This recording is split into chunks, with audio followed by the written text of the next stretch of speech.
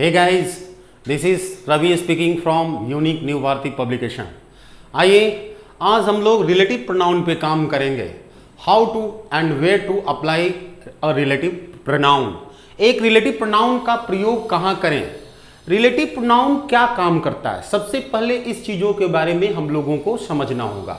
तो relative pronoun जो है दो नाउन के अंतर संबंधों को, दो नाउन है या दो एक्शन हो रहा है उसको कोरिलेट करने का काम करता है, एक कनेक्टर के जैसा काम करता है, एक संयोजक के जैसा काम करता है। आइए हम लोग आज जो हमारा ये फैक्ट है रिलेटिव प्रोनाउन का, सबसे पहला फैक्ट जो बता रहा है माय डियर, वो है ध्यान देने वाली जो बात है कि कोई भी जो सर्वनाम का इस्तेमाल करते हैं वो हम नाउन या प्रोनाउन के बदले में ही किसी प्रोनाउन का प्रयोग करते हैं। ऐसे एज यूजुअली हम लोगों को पता है that a pronoun replaces the noun. कोई प्रोनाउन जो होता है किसी नाउन का इस्तेमाल लेता है, लेकिन बहुत सारे केस में किसी प्रोनाउन के लिए भी दूसरे प्रोनाउन का प्रयोग हम लोग करते हैं।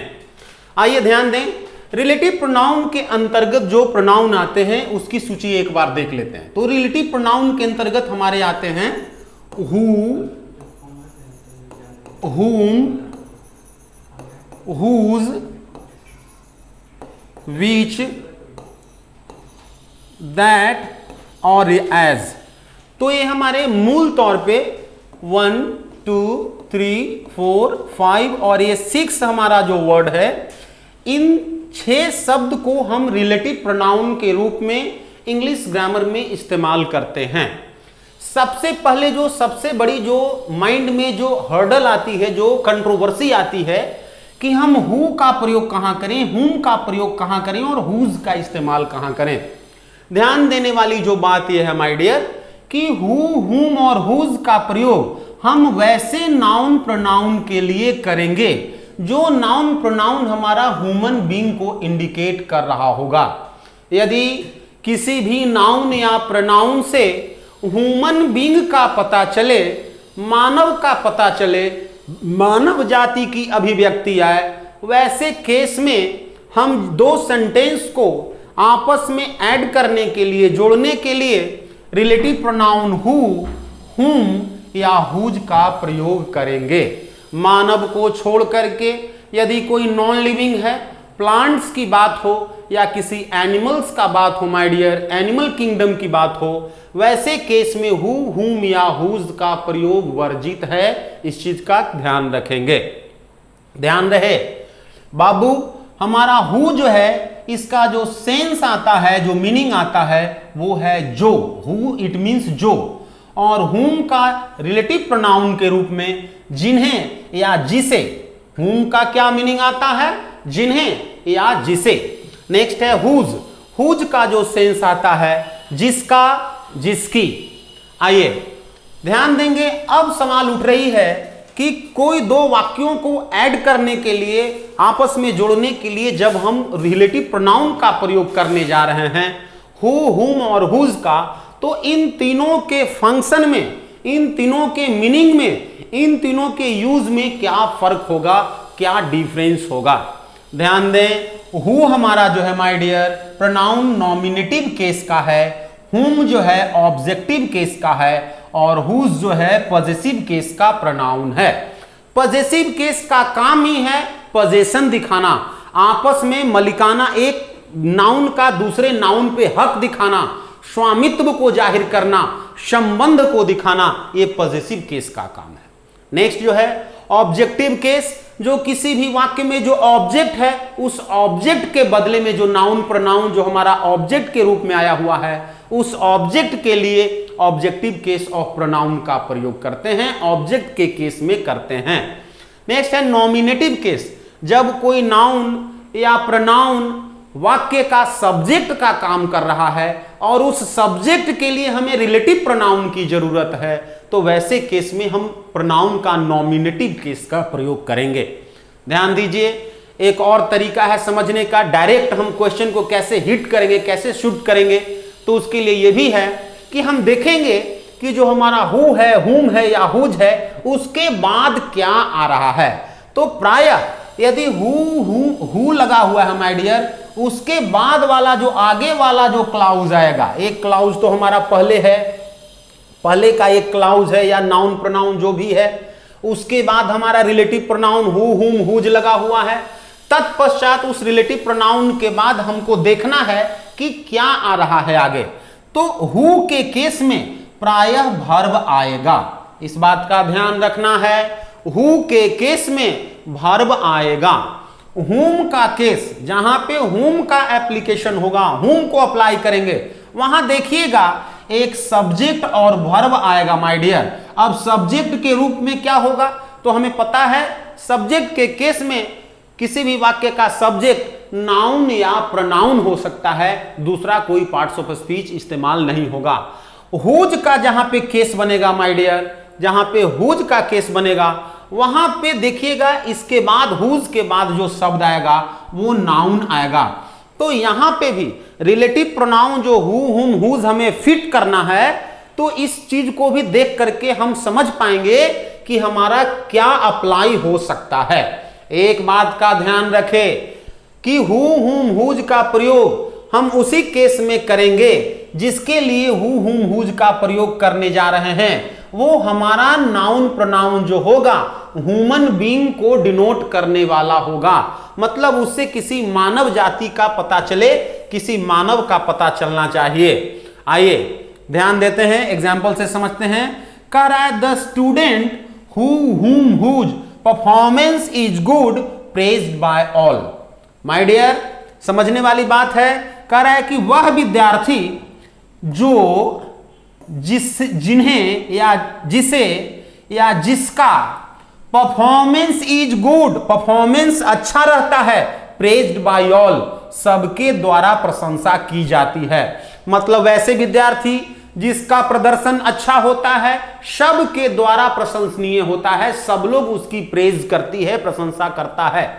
ध्यान देने वाली बात माय डियर, यहां जो हमारा नाउन है द स्टूडेंट क्या चीज को दिखा रहा है, ह्यूमन बीइंग को डिनोट कर रहा है। अब इसी नाउन के लिए हमें आगे रिलेटिव प्रोनाउन हु, हुम या हुज का प्रयोग करना है। अब ध्यान रहे, हमारा जो ये नाउन है, ये हमारा नाउन तो कंफर्म हो गया कि ह्यूमन बीइंग है, हु, हुम या हुज कोई होगा, ये तो कंफर्म है। अब देखिए the student who, whom, whose performance, देखिए तो हु, हुम, हुज के बाद रिलेटिव प्रोनाउन के बाद हमारा क्या आ रहा है माय डियर, तो परफॉर्मेंस। परफॉर्मेंस क्या है बाबू, तो परफॉर्मेंस हमारा नाउन है।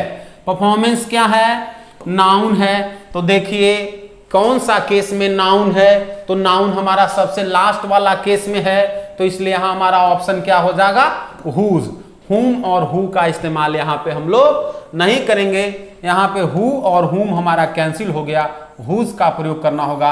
चूंकि परफॉर्मेंस जो हमारा वर्ड है नाउन है, हम इसका संदर्भ को समझ सकते हैं। देखिए संदर्भ को, इसका मीनिंग को समझिए।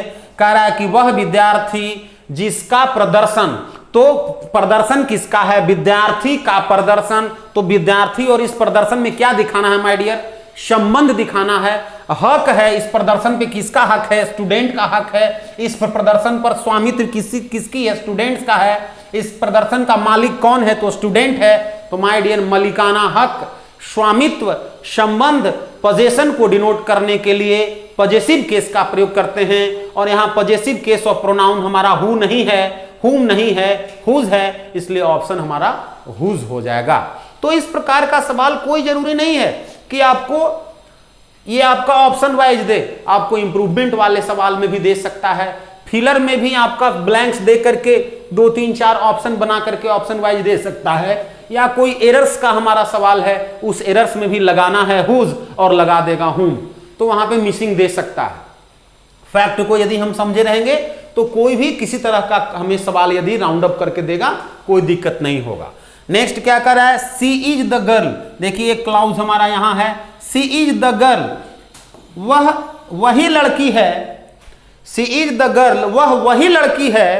हु जो, हुम जिसे, हुज जिसकी, was dancing on the stage there, वहां स्टेज पर डांस कर रही थी।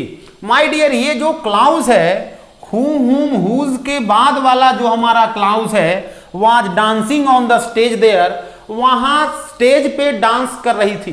स्टेज पे डांस करने का काम कौन कर रहा था? तो ये लड़की। तो लड़की क्या कर रही है? कोई काम कर रही है, कोई एक्शन कर रही है। जो एक्शन कर रहा है किसी भी वाक्य में, कोई एक्ट को प्ले कर रहा है, रोल प्ले कर रहा है, इसका मतलब कि वो नाउन और प्रोनाउन हमारा क्या है? सब्जेक्ट है। तो सब्जेक्ट के केस में कौन सा प्रोनाउन का प्रयोग करते हैं? नॉमिनेटिव केस का प्रयोग करते हैं। तो नॉमिनेटिव केस हमारा माय डियर हुज नहीं होगा, हुम नहीं होगा, हु का प्रयोग करेंगे। यदि हम मीनिंग से नहीं समझ पा रहे हैं, अर्थ से नहीं समझ पा रहे हैं, तो डायरेक्ट कॉन्सेप्ट अप्लाई कर सकते हैं। ध्यान देना है, यहां नाउन प्रोनाउन हमारा जो है क्लियर है कि हमारा ह्यूमन बीइंग को दिखा रहा है, मतलब हु, हुम, हुज में से ही कोई एक लगेगा, ये कंफर्म हो गया। अब ध्यान देखना है कि कौन लगेगा। तो देखिए हमारा हु, हुम, हुज के बाद क्या आ रहा है? तो वर्ब आ रहा है माय डियर। देखिए helping verb, main verb, verb आ रहा है। तो वर्ब के केस में कौन हमारा रूल अप्लाई हो रहा है? तो ये रूल अप्लाई हो रहा है। तो इसलिए हम हु का प्रयोग यहां कर लेंगे। फैक्ट बिल्कुल स्पष्ट कर रहा है। ध्यान दीजिए, और भी बहुत सारे एग्जाम्पल्स हैं, अभी और सारे एग्जाम्पल से हम लोग समझेंगे चीजों को। ध्यान दीजिए, our party raises voice for those, कह रहा है कि हमारी पार्टी वैसे लोगों के लिए आवाज उठाती है। रेजेज वॉइस, आवाज बुलंद करती है। फॉर दोज, वैसे लोगों के लिए, हु, हुम बिलोंग्स टू रूरल एरियाज, जो ग्रामीण क्षेत्र से बिलोंग करते हैं, जिन्हें ग्रामीण क्षेत्र से बिलोंग करते हैं, जिसका ग्रामीण क्षेत्र से बिलोंग करते हैं। माय डियर, यहां हुज तो हमारा ऑप्शन है ही नहीं, हमारा दो ही ऑप्शन है, दो ही ऑप्शन में एक सिलेक्ट करना है। ध्यान दीजिए, अभी हम लोग फैक्ट पढ़े थे, हु, हुम के बाद हमारा क्या आ रहा है?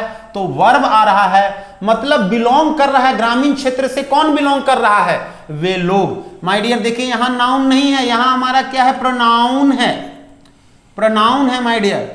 लेकिन ये प्रोनाउन क्या चीज को दिखा रहा है? Our party raises for those, हमारी पार्टी, दोज मीन्स वे लोग, मतलब दोज जो हमारा यहां प्रोनाउन है, नॉन लिविंग के लिए नहीं आया है, ह्यूमन बीइंग के लिए आया है। इसलिए कंफर्म है कि हु, हुम, हुज लगेगा, इसके लिए अप्लाई होगा, विच का प्रयोग नहीं होगा।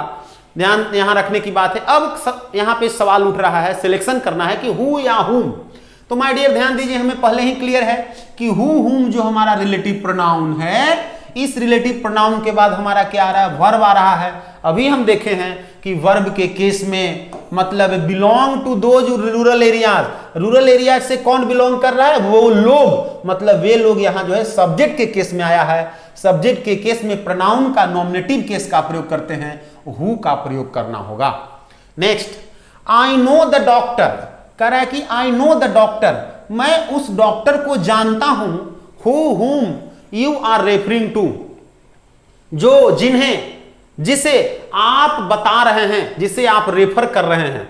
माय डियर ध्यान दीजिए, तो डॉक्टर से हमारा ह्यूमन बीइंग कंफर्म है। अब है ऑप्शन हु और हुम। देखिए तो हु और हुम के बाद हमारा क्या रहा है? You are. तो यू क्या हो सकता है? किसी क्लाउज का, किसी वाक्य का सब्जेक्ट हो सकता है। उसके बाद वर्ब आ रहा है माय डियर, तो सब्जेक्ट प्लस वर्ब के केस में हम किस चीज का प्रयोग करेंगे? हुम का प्रयोग करेंगे। हमारा फैक्ट पहले ही स्पष्ट कर चुका है। हुम, मीनिंग से देख लीजिए, इसका सेंस से देख लीजिए, मतलब मैं उस डॉक्टर को जानता हूं जिसे आप रेफर कर रहे हैं। देखिए, आप बता रहे हैं, आप किसे बता रहे हैं? उस डॉक्टर को बता रहे हैं। तो डॉक्टर हमारा यहां क्या है? ऑब्जेक्ट है। सब्जेक्ट कौन है? आप क्या कर रहे हैं? बता रहे हैं। किसके बारे में? डॉक्टर के बारे में। तो डॉक्टर यहां किस चीज का काम कर रहा है? ऑब्जेक्ट का काम कर रहा है। और ऑब्जेक्ट के लिए कौन सा प्रोनाउन लेंगे? तो ऑब्जेक्टिव केस ऑफ प्रोनाउन लेंगे। ऑब्जेक्टिव केस हमारा हुम हो गया। नेक्स्ट ध्यान दीजिए, सी हैज अ पेट डॉग, कह रहा है कि उसके पास एक पालतू जानवर है, पालतू कुत्ता है। माय डियर सतर्क रहने वाली बात, यहां उसके पास क्या है? पालतू कुत्ता है। अब हम जैसे ही जान गए कि पालतू कुत्ता है मतलब ह्यूमन बीइंग नहीं है, तो हु और हुम हमारा पहले ही कैंसिल हो गया फर्स्ट नजर में। अब है विच वार्क्स इन द डार्क, जो डार्क में वाक्स करता है, भूखता है। कौन भूखता है? तो कुत्ता भूखता है। कुत्ता के लिए विच का प्रयोग करना होगा। आइए, हु आर द बॉयज, कह रहा है कि वो लड़के कौन हैं? हु आर द बॉयज, वो लड़के कौन हैं? हुम, जिन्हें या जिसका या जो fathers have come to the office, पिताजी ऑफिस में आए हैं। अब देखिए पिताजी और ये लड़के, इन दोनों के बीच में क्या है? संबंध है। अभी हम लोग देखे हैं कि हु हुम हुज के बाद क्या आ रहा है, तो नाउन आ रहा है। तो नाउन इस पिताजी, पिताजी किसके हैं, ध्यान दीजिए, पिताजी किसके हैं, तो पिताजी जो है वो हमारा लड़का है, आर द बॉयज, लड़के। पिताजी, पिताजी का संबंध किससे है, इन लड़कों से। पिताजी का पर अधिकार इन लड़कों का है, पिताजी से रिलेशन इन लड़कों का है। रिलेशन दिखाने के लिए हुम या हु का प्रयोग नहीं होगा, हुज का प्रयोग होगा। हमें पता है, देखिए हु हुम हुज के बाद क्या आ रहा है माय डियर, नाउन आ रहा है। तो नाउन के लिए हमें संबंध दिखाना है। आप कहिएगा कि नाउन को यहां हम सब्जेक्ट मान लेंगे और सब्जेक्ट प्लस वर्ब का केस है, तो वैसे में हम हुम का प्रयोग कर लेंगे।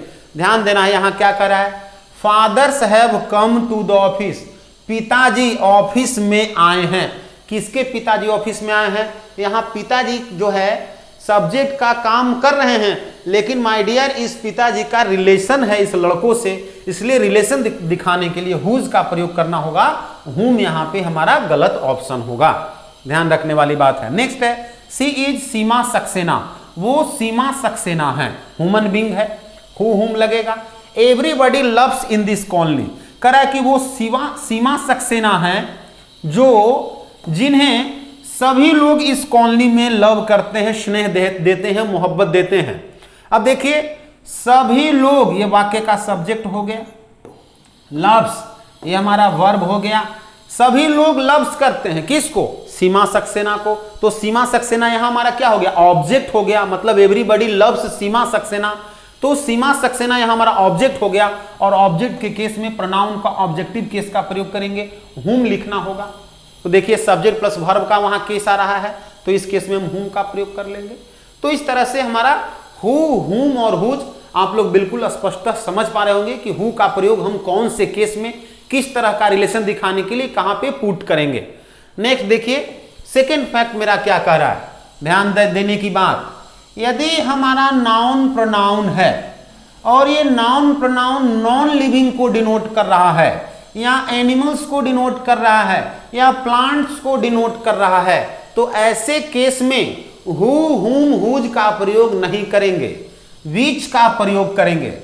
अब कहिएगा कि क्या नॉमिनेटिव, ऑब्जेक्टिव या पॉजिटिव की जो आप बात कर रहे थे वो तीनों ही केस में विच का प्रयोग करेंगे, तो हां, चाहे केस नॉमिनेटिव का हो, ऑब्जेक्टिव का हो या पॉजिटिव का हो, तीनों ही केस में कर्ता के रूप में, कर्म के रूप में और संबंध दिखाने के लिए, अधिकार को दिखाने के लिए तीनों केस में विच का प्रयोग ही करेंगे, क्योंकि विच अपने आप में नॉमिनेटिव, ऑब्जेक्टिव और पॉजिटिव खुद होता है। विच का कोई अगला, कोई अदर ऑब्जेक्टिव या पॉजिटिव नहीं होता है माय डियर। ध्यान दीजिए, ऑप्शन से देखते हैं, correct, it is the dog, यह वही कुत्ता है, who oblique which barks every night, जो प्रत्येक रात को भूखता है। माय डियर भूखता कौन है, कुत्ता, तो कुत्ता ही भूखने का काम कर रहा है, मतलब इस क्लाउज का सब्जेक्ट कौन है, कुत्ता। तो कुत्ता मतलब अगले क्लाउज का सब्जेक्ट है, तो सब्जेक्ट के केस में किस चीज का प्रयोग होता है, नॉमिनेटिव केस का प्रयोग करते हैं। विच भी हमारा नॉमिनेटिव केस है और हु भी हमारा नॉमिनेटिव केस है, तो क्या दोनों का प्रयोग होगा, नहीं होगा, केवल विच ही सही होगा, हु नहीं होगा, इसलिए कि हम लोगों को पहले ही पता है कि हु का प्रयोग हम नॉन लिविंग के लिए नहीं करते हैं, हु का प्रयोग ह्यूमन बींग्स के लिए होता है। Next, it is the pen, तो देखिए यहां विच का प्रयोग जो हुआ कौन सा केस में हुआ, नॉमिनेटिव केस में हुआ माय डियर, कर्ता के रूप में हुआ। आगे देख लेते हैं, इट इज द पेन, करा कि यह वही कलम है, ध्यान देने की बात, यह वही कलम है, which oblique whose cap is lost, जो जिन्हें, जिसका खोप, कैप भूल गया है। माय डियर कैप भूल गया है, किसका कैप भूल गया है, तो कलम का, तो कलम का संबंध है इस कैप से, हमारा इस कैप का जुड़ाव है इस पेन से, कैप का रिलेशन है इस पेन से। तो हमें यहां क्या दिखाना है, पोजीशन दिखाना है, संबंध दिखाना है। तो देखिए संबंध दिखाने के लिए किस चीज का प्रयोग होता है, तो पॉजिटिव केस का प्रयोग करते हैं। अब देखिए हमारा हुज भी पॉजिटिव केस है और विच भी अपने आप में पॉजिटिव होता है, विच भी पॉजिटिव केस है, लेकिन अब सवाल उठ रहा है कि कौन सा लगेगा, तो हुज को हम यहां नहीं पुट करेंगे, विच लगेगा, क्योंकि हमारा जो नाउन आ रहा है, जो हमारा वर्ड है, ये क्या है, नॉन लिविंग है, और नॉन लिविंग के लिए पॉजेसिव केस में भी विच का ही प्रयोग होता है। तो यहां हम लोग को कंफर्म हो गया कि यहां जो हमारा विच है माय डियर, यहां पे हमारा विच नॉमिनेटिव केस में यूज हो रहा था, और यहां पे विच हमारा कौन सा केस में यूज हुआ, पॉजेसिव केस में हुआ। ध्यान रखने वाली बात। आगे देखते हैं, he has stolen my hand bag, वह जो है मेरा हैंड बैग चुरा लिया है। क्या चीज चुराया है, मेरा हैंड बैग चुराया है। whom which I like most, जिसे मैं बहुत ज्यादा पसंद करता हूं। मैं पसंद करता हूं, मैं पसंद क्या करता हूं, हैंड बैग को। अब हैंड बैग हमारा क्या है माय डियर, ऑब्जेक्ट है। तो ऑब्जेक्ट, ये अगला क्लाउज का जो हमारा ऑब्जेक्ट है ये हैंड बैग है।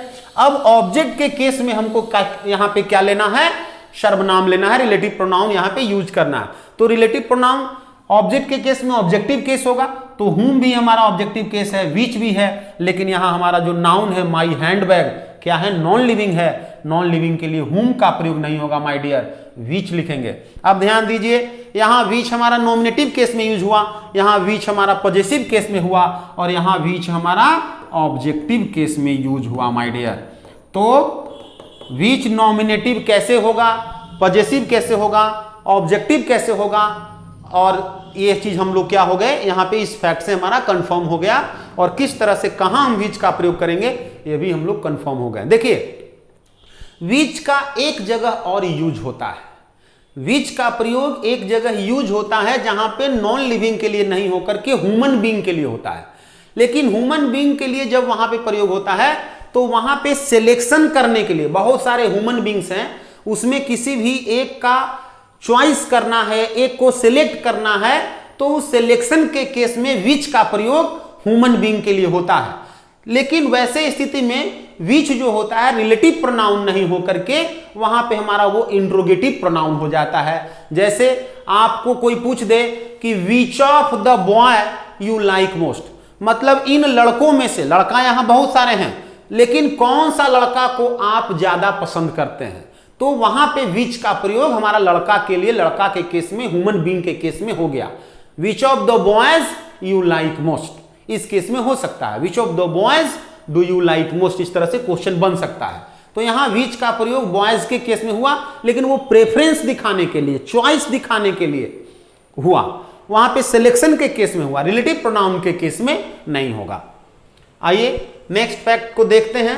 नेक्स्ट फैक्ट देखिए हमारा फैक्ट क्या कह रहा है, और आप लोग समझ रहे होंगे फैक्ट को देख करके ही, क्योंकि हमारे फैक्ट से आप लोग बिल्कुल ही वाकिफ हो चुके हैं कि हमारा फैक्ट जो है बिल्कुल फिगर बेस में कैसे जो है माइंड को खोलने का काम करता है। तो ध्यान दीजिए, यहां हम दैट रिलेटिव प्रोनाउन का यूज बताना चाह रहे हैं, यह फिगर आपको कंफर्म कर पा रहा होगा। ध्यान दीजिए, दैट रिलेटिव प्रोनाउन का प्रयोग कहां होता है, यहां बिल्कुल लिखा हुआ माय डियर, ह्यूमन बीइंग के लिए भी होता है और नॉन लिविंग के लिए भी होता है। ह्यूमन बीइंग मानव के लिए भी, और निर्जीव के लिए भी, प्लांट्स के लिए भी, एनिमल्स के लिए भी, हर केस में दैट का प्रयोग हो सकता है, और तीनों ही केस में होगा, नॉमिनेटिव केस में भी, ऑब्जेक्टिव में भी, और पॉजेसिव में भी। मतलब दैट जब रिलेटिव प्रोनाउन के लिए यूज हो रहा है, रिलेटिव प्रोनाउन के रूप में यूज हो रहा है, तो ये दैट जो है वहां हमारा तीनों ही फॉर्म में आ सकता है। इसका ऐसा नहीं है कि कोई दूसरा ऑब्जेक्टिव या दूसरा पॉजेसिव होगा। ध्यान दें, हम लोग एग्जांपल से समझने की कोशिश करते हैं।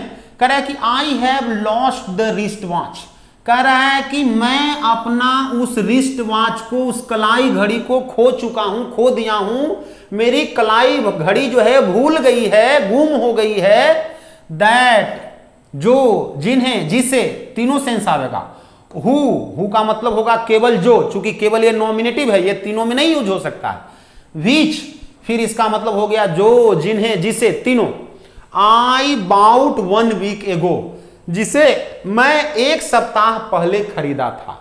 मैं कब खरीदा था? 1 सप्ताह पहले खरीदा था, वो आज भूल गया है। तो माय डियर देखिए, हमारा द रिस्ट वॉच है, नॉन लिविंग है, हु का केस तो पहले ही खत्म हो गया।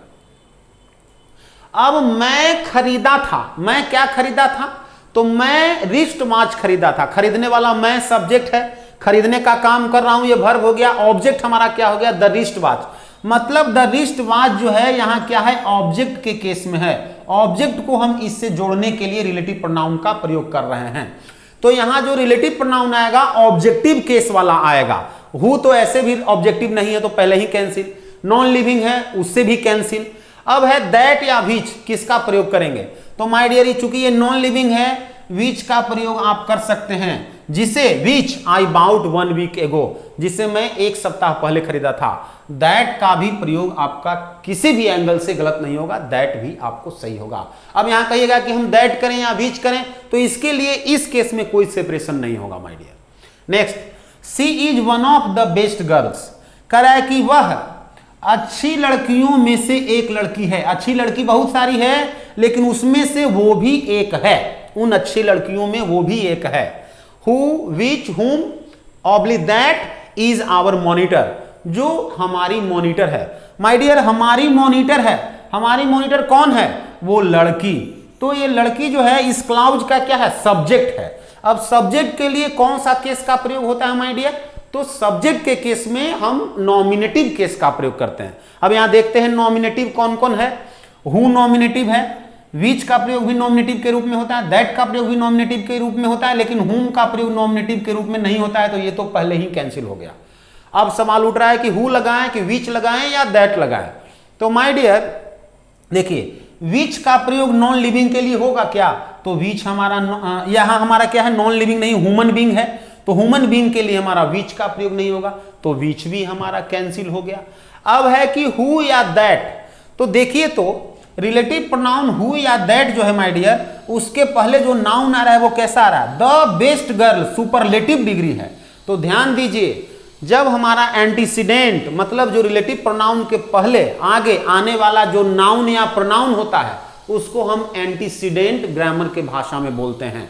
किताबों में आपको नाउन प्रोनाउन नहीं लिख करके एंटीसीडेंट भी लिखा हुआ मिल सकता है।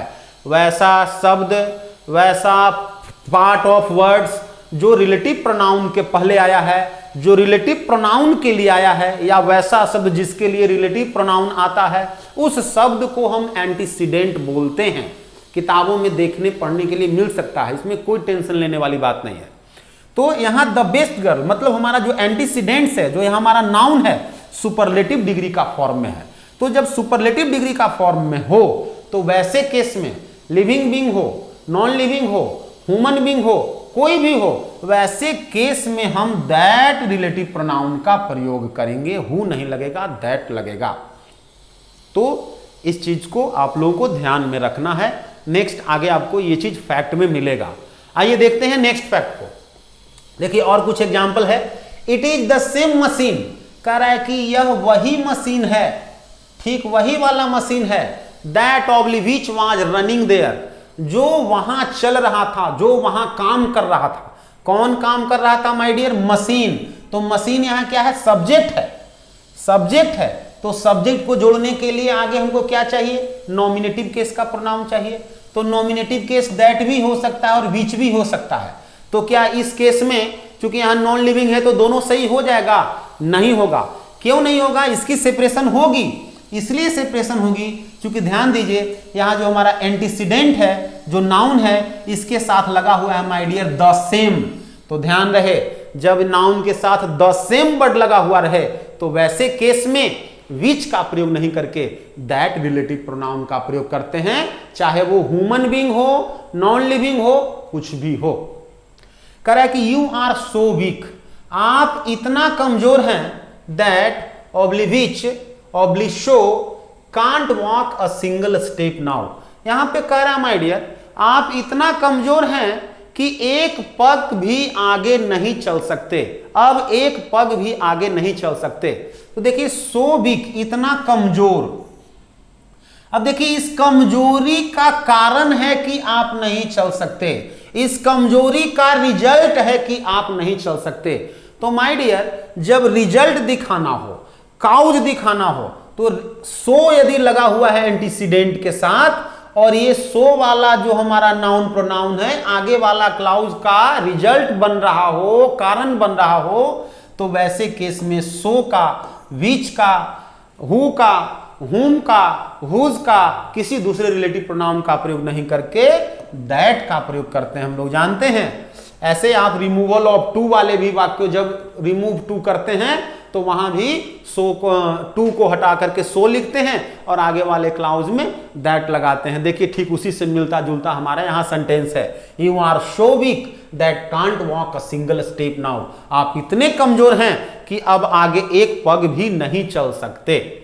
ध्यान दीजिए नेक्स्ट फैक्ट हमारा क्या कह रहा है। तो अभी हम लोग देखे थे, अभी इस फैक्ट पे पीछे हमारा चर्चा हुआ। ध्यान दीजिए यहां लिखा हुआ है, जब किसी भी रिलेटिव प्रोनाउन, दैट हमारा क्या है माय डियर, रिलेटिव प्रोनाउन है। रिलेटिव प्रोनाउन का एंटीसीडेंट के रूप में एवरीथिंग हो, नथिंग हो, या सुपरलेटिव डिग्री उसमें जुड़ा हुआ हो, या द सेम हो, या नन हो, तो ऐसे केस में इससे नॉन लिविंग की बात हो, लिविंग का बात हो, या किसी ह्यूमन बीइंग के साथ जुड़ा हुआ है, किसी प्लांट्स के साथ जुड़ा हुआ है, ये सब सारा सब, इससे हमारा कोई बहस नहीं है। आगे जो रिलेटिव प्रोनाउन आएगा वो दैट ही आएगा। ध्यान दीजिए करा कि हियर इज एवरीथिंग, यहां वो सब कुछ है दैट यू वांट, जो आप चाहते हो। माय डियर कौन चाहता है, आप चाहते हैं, आप चाहते हैं, आप क्या चाहते हैं, वो सभी चीज। तो एवरीथिंग हमारा इस वाक्य का एंटीसीडेंट है। इस रिलेटिव प्रोनाउन जो दैट है इसका एंटीसीडेंट कौन है, एवरीथिंग। देखिए तो एंटीसीडेंट क्या है, एवरीथिंग, तो एवरीथिंग के लिए क्या आएगा माय डियर, तो दैट आएगा। यहां तो कोई ऑप्शन की बात ही नहीं है, दैट हमारा लगा हुआ है, तो इसलिए दैट हमारा ये रिलेटिव प्रोनाउन हो गया। चूंकि इसका एंटीसीडेंट क्या है, एवरीथिंग। यहां हम हु या विच का प्रयोग, यदि यहां विच लगा हुआ रहता और हम समझते कि विच एवरीथिंग तो नॉन लिविंग के लिए आता है, थिंग से बना हुआ प्रोनाउन, तो नॉन लिविंग है तो विच लगा देंगे, तो ऐसी स्थिति में हमारा गलत हो जाएगा माय डियर। विच नहीं होगा, दैट यू वांट लिखना पड़ेगा। नेक्स्ट है आई लाइक नन, मैं किसी को भी पसंद नहीं करता हूं। तो यहां नन जो हमारा सर्वनाम आया माय डियर, ये नन किस चीज को डिनोट कर रहा है, ये नन हमारा ह्यूमन बीइंग को डिनोट कर रहा है। लेकिन अब ह्यूमन बीइंग के लिए कहिएगा कि तो हु आएगा, हु कैन हार्म यू, जो आपको क्षति पहुंचा सकता है। लेकिन नहीं आएगा, इसलिए नहीं आएगा कि मैं बताया हूं कि ह्यूमन बीइंग को डिनोट करे या कुछ किसी भी चीज को डिनोट करे। यदि एंटीसीडेंट के रूप में नन आए तो नन के लिए रिलेटिव प्रोनाउन हमेशा दैट का प्रयोग होता है, हु का प्रयोग नहीं होगा। आई लाइक नन, मैं वैसे कोई भी लोग को पसंद नहीं करूंगा जो कैन हार्म यू, जो आपको हार्म कर सकता है। तो यहां रिलेटिव प्रोनाउन के लिए दैट का प्रयोग के रिलेटिव प्रोनाउन के रूप में दैट रिलेटिव प्रोनाउन का प्रयोग करेंगे। नेक्स्ट देखिए सबसे लास्ट पॉइंट जो रिलेटिव प्रोनाउन का है, बहुत ही ये आपका समझने वाला, बहुत ही इंपॉर्टेंट है, इससे बहुत सवाल पूछे जाते हैं। ये कंजंक्शन के केस में भी, कंजंक्शन के यूज में भी ये इन चीजों को दिखाया जाता है या इससे सवाल पूछे जाते हैं, और रिलेटिव प्रोनाउन के केस में भी पूछे जाते हैं। ध्यान दीजिए किसी वाक्य में सो एज या सच लिखा हुआ, सो एज या सच से जुड़ करके कोई नाउन प्रोनाउन आ रहा है और इसके लिए किसी रिलेटिव प्रोनाउन की जरूरत है, तो इस केस में रिलेटिव प्रोनाउन एज का भी प्रयोग हो सकता है और दैट का भी प्रयोग हो सकता है। लेकिन अब कंफर्म करना है कि एज कहां होगा और दैट कहां होगा, तो इस बात का ख्याल रहे कि एज जब इस नाउन प्रोनाउन का अगले वाले क्लाउज के साथ इक्वलिटी दिखाना है, सिमिलरिटी दिखाना है, समानता दिखाना है, तो वैसे केस में एज का प्रयोग करेंगे। और जब आगे वाला जो हमारा एज सो या सच से जुड़ा हुआ क्लाउज आगे आने वाले क्लाउज का रिजल्ट काउज रीजन बन रहा है, तो वैसे केस में दैट का प्रयोग करेंगे। जैसे एग्जांपल से देखते हैं, कह रहा है कि he is as weak as oblique that his brother is. अब कह रहा है कि वह इतना कमजोर है, वह इतना कमजोर है जितना कि उसका भाई है। मतलब उसका भाई भी कमजोर है और वो भी कमजोर है। दोनों में क्या दिखा रहे हैं माय डियर, सिमिलरिटी दिखाना है, समानता दिखाना है। तो समानता के केस में दैट रिलेटिव प्रोनाउन का प्रयोग नहीं करके एज का प्रयोग करेंगे। नेक्स्ट है ही इज सच इलॉजिकल, मतलब वो इतना अतार्किक है, इतना इलॉजिकल है, इतना इरेलेवेंट है, इतना इरेस्पॉन्सिबल है, इतना इरेवेरेंट है, मतलब अन्याय संगत बात बोलता है, इलॉजिकल है, कोई लॉजिक नहीं है। कि या एज जैसे एवरीबडी डिसलाइक्स हिम, सभी लोग उसको डिसलाइक करते हैं, सभी लोग उसको नापसंद करते हैं। तो नापसंद करना इस क्लाउज का क्या है माय डियर, ध्यान दें। उसकी जो नापसंदगी है, जो ये जो वाला हमारा क्लाउज है, एवरीबडी डिसलाइक्स हिम, सभी लोग, प्रत्येक लोग उसे नापसंद कर रहे हैं, ये कारण बन रहा है, ये रिजल्ट है किस चीज का, उसके इलॉजिकल होने का। तो रिजल्ट के केस में, काउज के केस में दैट रिलेटिव प्रोनाउन का प्रयोग करते हैं, हमें ऊपर पता है। ठीक है, तो मैं आशा करता हूं कि ये वीडियो आप लोग को बहुत ही अच्छा लगा होगा और इससे बहुत सारा फैक्ट्स आप लोग को समझ में आई होगी, बहुत सा कुछ आप लोग को सीखने समझने को मिला होगा। तो आप लोग हमारे इस यूट्यूब चैनल को सब्सक्राइब करें, शेयर करें, लोगों तक पहुंचाएं। वीडियो इस तरह से ही एक से एक वीडियो पाने के लिए, देखने के लिए इस चैनल को सब्सक्राइब करें, शेयर करें, ज़्यादा से ज़्यादा लोगों को बताएं और हम लोग अपना पूरा टीम आप लोगों के साथ एक नए जोश, नए उमंग के साथ एक से एक वीडियो लेकर के आपके बीच उपस्थित होंगे। बहुत बहुत धन्यवाद।